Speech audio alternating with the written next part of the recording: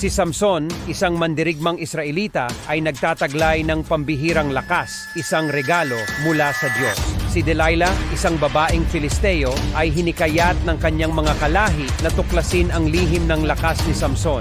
Pinaibig ni Delilah si Samson, hinikayat siyang ibunyag ang kanyang lihim, ang kanyang buhok na hindi ginalaw ng labaha, ang pinagmumulan ng kanyang kapangyarihan. Habang natutulog si Samson, ipinagkanulo siya ni Delilah. Pinahintulutan ang mga sundalong Filisteo na magahit ng kanyang ulo. Nawalan ng lakas, hinuli at binulag nila siya. Gayunpaman, ang kanyang buhok ay nagsimulang tumubo muli habang nakakulong. Sa isang piging na ipinagdiriwang ang kanyang pagkabihag, si Samson na bahagyang naibalik ang kanyang lakas, ay humiling na sumandal sa mga haligi ng templo. Sa pamamagitan ng isang panalangin sa Diyos, itinulak niya ang mga haligi na naging saksi ng pagpaspas ng templo na dahilan ng kanyang pagkamatay at ng kanyang mga kaaway. Follow us for more biblical events. Thank you. May God bless us all.